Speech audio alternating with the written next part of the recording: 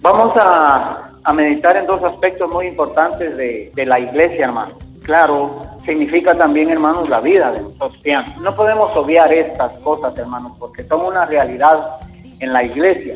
Y me refiero, hermanos, a los aspectos santíficos, la convicción que el cristiano debe de tener, hermanos, que al final de cuentas es lo que vale, hermanos, lo que pesa, porque es la evidencia de lo que somos y hacia dónde vamos. Un pensador dijo: la auténtica conversión no se basa en los planes que el hombre tiene para Dios, sino en los planes que Dios tiene para el hombre. Porque uno, hermanos, se proyecta, piensa y realiza muchas cosas, pero muchas de las cosas que nosotros hacemos, hermanos, muchas veces no están acorde de la voluntad de Dios. Y por eso es que a veces, hermanos, no prosperan nuestros proyectos, nuestros pensamientos, y no llegamos más allá de lo que nuestros ojos ven, porque en realidad, hermanos, no está Dios de por medio. Pero en este caso específicamente yo les decía que vamos a ver aspectos salvíficos, hermanos. Por lo tanto, vamos a meditar en lo que es la salvación, en sí, la conversión. Y esto nos va a ayudar, hermanos, a hacer un autoanálisis de nosotros mismos, y nos va a sacudir, hermanos, y nos va a hacer preguntarnos en dónde estamos ubicados nosotros, quiénes somos nosotros. Somos verdaderamente, auténticamente convertidos al Señor. Ha sido el Espíritu Santo, hermanos, el que nos ha llevado a donde nos encontramos. Ha sido el Espíritu Santo el que nos ha guiado al pie de la cruz, en donde verdaderamente el hombre es convertido. Porque solamente con la guianza del Espíritu Santo, hermanos, se puede llegar a Dios, por medio de Jesucristo, claro está. Porque si Jesucristo no está de por medio, hermanos, dice que en vano trabajan los que edifican. Y esto lo vamos a ver a través de las Escrituras. En el libro de los Hechos, hermanos, se detectan dos vidas importantes, importantísimas, hermanos, porque tomemos como base que aún de lo malo, hermanos, que la Biblia nos habla, no me va a malinterpretar cuando estoy diciendo que aún de lo malo de lo que la Biblia nos habla, aprendemos, porque en la Biblia hallamos de todo, hermano. Pero Dios fue claro cuando dijo: he aquí pongo ante vosotros el bien y el mal, para que escojan qué quieren seguir, para que escojan qué quieren practicar, el bien y el mal. Y pongo ante vosotros la bendición y la maldición. Esa va a ser la consecuencia de lo primero que hayamos escogido. El otro día yo les decía, hermanos, y esa es una gran verdad: el destino de nuestras vidas está en nuestras propias manos. Somos nosotros los que decidimos al fin a dónde queremos ir. Y también hay otra gran verdad, hermanos, de que al final el hombre no va a ser condenado por el propio pecado. Al final el hombre no va a ser condenado por lo malo que haya hecho, porque eso tiene solución. La sangre de Cristo, hermanos, pagó ese precio ya en la cruz del Calvario. Por lo tanto, el pecado no tiene ningún poder sobre la vida nuestra. Al final el hombre va a ser condenado, hermanos, simple y sencillamente por cerrar sus oídos y cerrar sus ojos ante el Señor, ante Cristo, y reconocerlo como el único y suficiente Salvador. Mas, sin embargo, hermanos, muchos han profesado fe y han levantado su mano y han dicho: yo acepto al Señor como mi Salvador. Pero he ahí, hermanos, por qué se habla de la conversión verdadera y la conversión falsa. Hay una conversión falsa, hermanos, y hay una conversión verdadera. Y usted dirá: ¿cómo va a ser eso, que alguien se puede convertir falsamente? Si se convirtió, se convirtió. Pues va a ver que no, hermanos, porque así como existe la verdad, existe la falsedad también. Existe lo auténtico y existe lo falso. Y por eso es, hermanos, que es importantísimo que nosotros meditemos la palabra y nos analicemos nosotros mismos, para que nosotros, hermanos, no nos engañemos, porque a Dios no lo podemos engañar. Dios no puede ser burlado, dice la palabra. Y al final, hermanos, se va a descubrir, al descubrirse la verdad, la consecuencia la va a llevar aquel que se engañó él mismo, que vivió una vida engañosa, engañado y engañando y siendo engañado. Los dos personajes a los que me voy a referir, hermanos, es Saulo de Tarso, el gran apóstol Pablo. Obviamente ese es el personaje del que vamos a extraer la auténtica conversión, hermano, porque si algún hombre fue convertido de un solo tajo, hermanos, fue Pablo. Y usted ya sabe quién era Pablo. Pablo no era nada bueno. Y el otro personaje, hermanos, del que vamos a ver una conversión falsa es Simón el Mago. También ha leído usted Simón el Mago. Un personaje, hermanos, que apareció allá en los albores de la iglesia, hermanos, que surgió también en esa época en la que los apóstoles, hermanos, estaban en su apogeo predicando el bendito y santo evangelio. Y la gente estaba siendo convertida, hermanos. Estaba siendo cambiada, la gente estaba siendo salvada. Y sin embargo aparece este hombre, hermanos, y al final nos damos cuenta el fin que tuvo. Otras de las salvaciones, hermanos, que se pudieron dar, se pudieron ver efectuados. Ahora bien, Pablo, un auténtico convertido, hermanos, y de ahí ¿qué podemos traer? Los dos no eran buena cosa. Pablo era el perseguidor de la iglesia, asesinaba a los cristianos, hermanos, porque dice que él los encarcelaba y respiraba aún amenazas de muerte contra los cristianos. Simón el mago, un brujo que practicaba la hechicería, hermanos, y eso dice que le generaba mucho dinero, y escuchó y conoció a Cristo.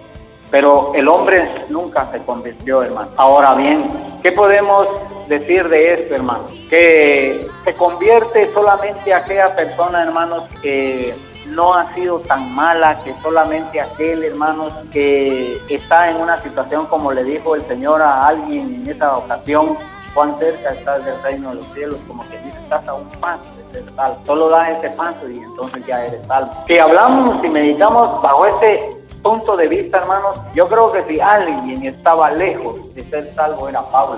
Cualquiera lo hubiera maldecido o lo pudo ver maldecido en ese tiempo, hermano, y decir: este va a ir a parar al infierno por lo que está haciendo, y realmente eso merecía. Pero como Dios no actúa como nosotros, hermanos, Dios realmente es justo, Dios realmente salva, perdona y salva, y puso los ojos en aquel hombre, hermanos, y lo convierte en gran precursor del evangelio para nosotros los gentiles. Y gracias a Pablo, hermanos, nosotros hoy en día tenemos esta Biblia en las manos. Gracias a él, hermanos, porque la gran mayoría de los escritos del Nuevo Testamento son escritura del apóstol Pablo, hermano. Dios lo usó de una manera, hermanos, sorprendente para la divulgación del evangelio, y no solo para escribirlo, sino para llevarlo, porque uno de los siervos del Señor, hermanos, que más viajó fue Pablo. Yo diría que el único, porque lo acompañaron algunos de los apóstoles, que fueron 2 o 3 nada más los que lo acompañaron, pero el que se empeñó en viajar, y en ese tiempo viajar era cosa difícil, hermano. La única manera de viajar era la cabalgadura y la navegación, no habían otros medios de transporte. En ese tiempo viajar 100 kilómetros era una odisea, hermano. Sin embargo, Pablo viajó miles de kilómetros para llevar este bendito y santo evangelio. Bueno,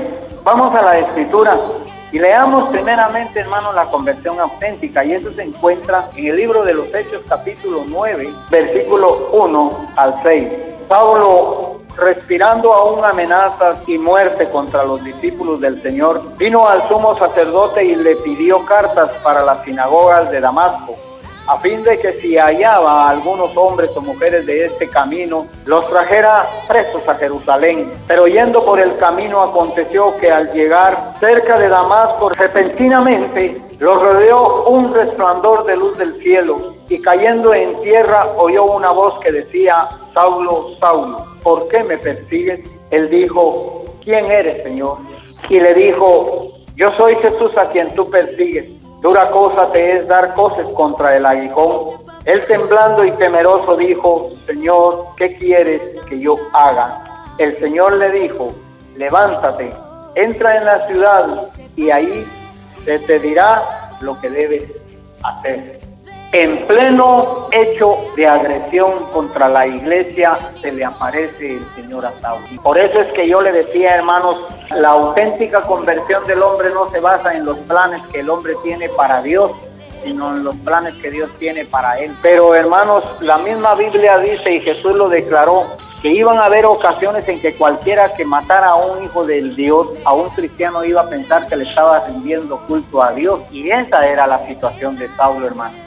Saulo creía estar haciendo el bien en ese entonces, porque ese hombre era un fariseo, hermano. Ese hombre era un judío, él era hebreo, hermano, y era un auténtico reconocedor de las leyes de Dios. Era celoso, él lo declara más adelante, que él era celoso de las leyes de Dios. Él amaba a Dios y su justicia, hermano. Pero cuán equivocado estaba en lo que estaba haciendo, hermanos, y él, como todo fariseo, hermanos, estaba equivocado en todo lo que estaba haciendo, porque si algunos, hermanos, se negaron a creer en el Mesías, fueron ellos los fariseos.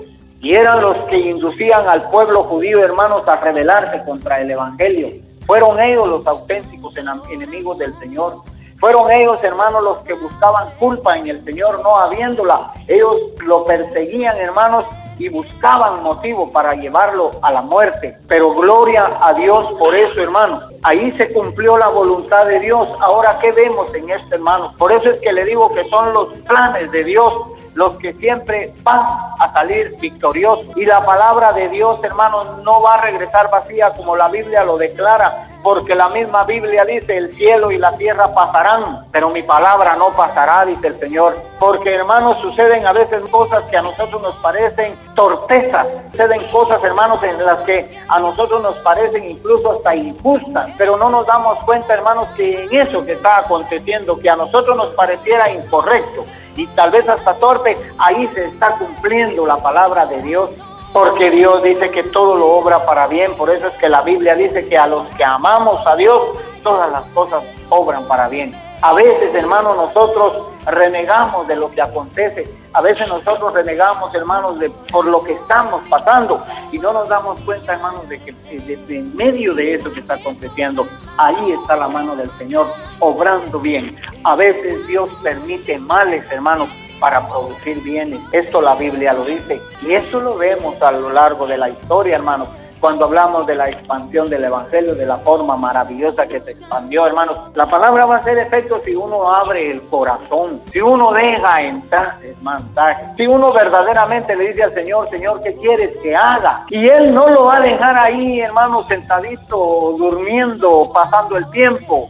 Él, hermanos, créame que lo va a proyectar. Él le va a dar un plan, le va a entregar un diseño a seguir, hermanos, porque dice que todos somos constructores y a todos nos da ese diseño. ¿Sabe por qué? Porque la misma palabra dice que todos construimos. Dependiendo de nuestra actitud, la construcción va a ser calificada por Él, hermano, va a ser precalificada, porque dice que unos construimos ¿con qué? Con heno, con hojarasca y madera, pero otros construimos con piedra y hierro. ¿Qué mejor construir con piedra y hierro, hermano? Son las construcciones más sólidas que hay. Imagínense usted lo que va a pasar con el que construye con hojarasca. ¿Qué pasa con la hojarasca? La hojarasca no perdura, hermano. El heno no perdura. El heno está propicio, hermano. Se pudre, se quema. El viento lo desvanece. El viento deshace el heno. No dilata, hermano. Entonces, si nosotros le decimos al Señor: ¿qué quieres que haga?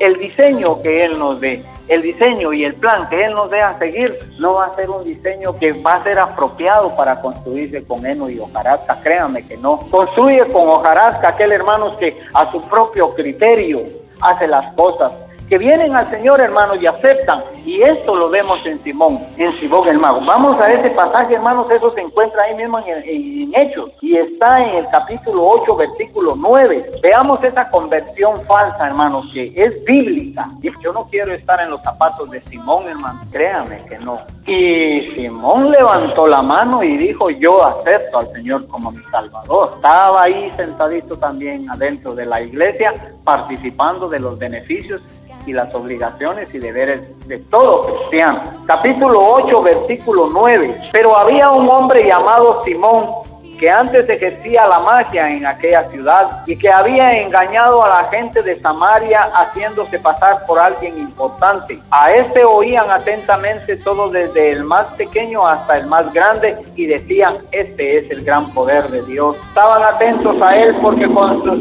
artes mágicas los había engañado por mucho tiempo, pero cuando creyeron en Felipe, que anunciaba el evangelio del reino de Dios y el nombre de Jesucristo, se bautizaban hombres y mujeres. También creyó Simón mismo, y después de bautizado estaba siempre con Felipe, y al ver las señales y grandes milagros que se hacían, estaba atónito. Cuando los apóstoles que estaban en Jerusalén oyeron que Samaria había recibido la palabra de Dios, enviaron allá a Pedro y a Juan, los cuales, una vez llegados, oraron por ellos para que recibieran el Espíritu Santo, pues aún no había descendido sobre ninguno de ellos, sino que solamente habían sido bautizados en el nombre de Jesús. Entonces les imponían las manos y recibían el Espíritu Santo. Cuando vio Simón que por la imposición de las manos de los apóstoles se daba el Espíritu Santo, les ofreció dinero diciendo: dadme también a mí este poder, para que cualquiera a quien yo imponga las manos reciba el Espíritu Santo. Entonces Pedro le dijo: tu dinero perezca contigo, porque has pensado que el don de Dios se obtiene con dinero. No tienes tu parte ni suerte en este asunto, porque tu corazón no es recto delante de Dios. Arrepiéntete pues de tu mal y ruega a Dios si quizás te sea perdonado el pensamiento de tu corazón, porque en hiel de amargura y en prisión de maldad veo lo que aconteció, hermanos, aún en ese tiempo, hermanos, que el poder de Dios se manifestaba grandemente en las conversiones que se estaban dando.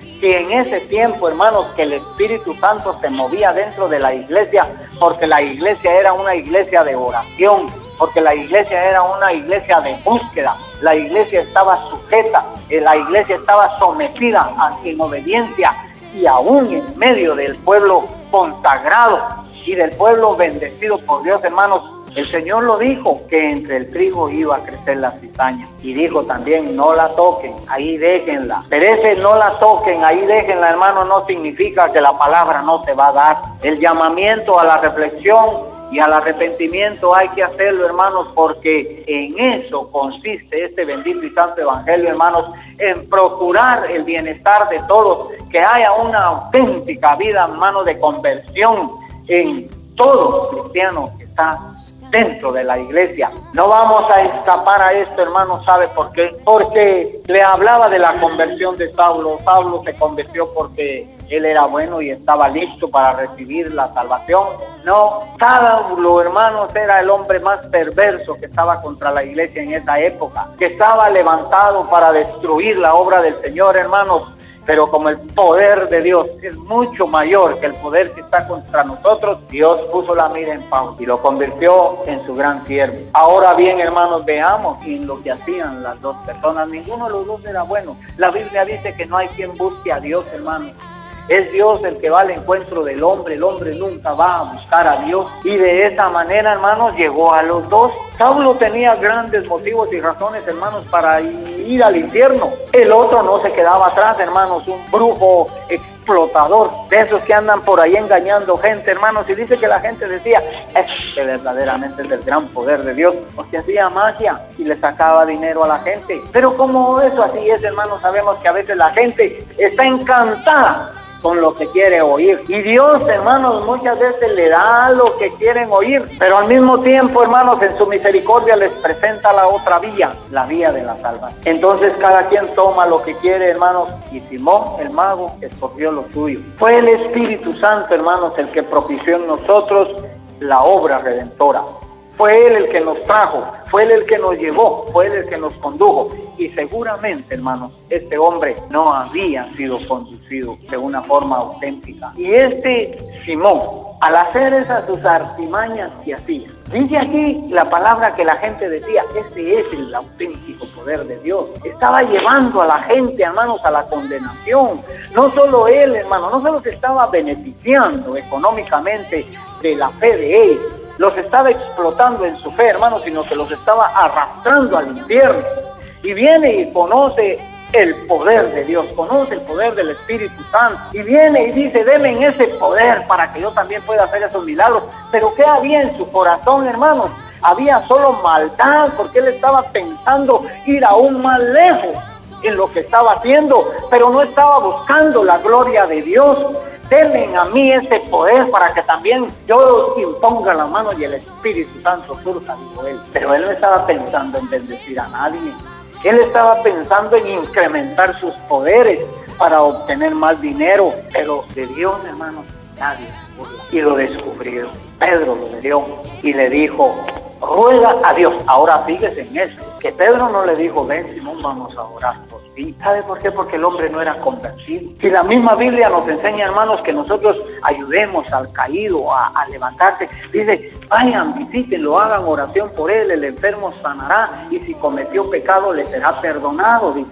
Pero en ese mismo pasaje de Santiago dice que hay pecado por el que no se debe de pedir, que no recomiendo que se pida, lo dijo Pablo también, que hay pecado del que no se recomienda que se pida. Es por este tipo de pecado, hermanos, porque el mismo Señor dijo que la blasfemia contra el Espíritu Santo no iba a ser perdonada en ninguna época ni temporada. Entonces, hermanos, si la persona está condenada porque ha cerrado su corazón a la salvación, no va a haber oración que lo salve, hermanos, ni aunque toda la iglesia venga y se arrodille pidiendo por él, Dios lo va a perdonar. Porque no lo va a perdonar, porque no abrió su corazón al verdadero caudal de la salvación, que es el Espíritu Santo. Y Pedro le dijo: ve y pide. ¿Cómo fue que se lo dijo? Leamos: arrepiéntete pues de esta tu maldad y ruega a Dios que quizás te sea perdonado.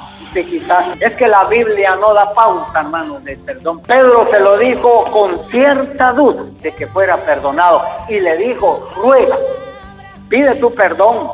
Es que, hermanos, el perdón no se obtiene por petición ajena. Usted puede pedir oración por una enfermedad. Usted puede pedir oración, hermano, por una situación. Usted puede pedir oración, hermanos, por algún complejo que tenga. Dios lo va a ayudar, hermanos, concediéndole la petición de otro. Pero para la salvación no hay tal, hermanos. Para la salvación no hay quien clame por mí ni quien clame por usted. Eso es algo puramente personal, hermanos. Porque si el Señor se tomó la tarea de ir a la cruz personalmente a pagar el precio que yo tenía que ir a pagar, hermanos, por lo menos tengo que ir yo personalmente a pedirle el perdón. El perdón no se consigue con mensajitos. No hay mensajito que le vaya a valer, no hay súplica por medio de mensajes que lo vaya a salvar de la condenación.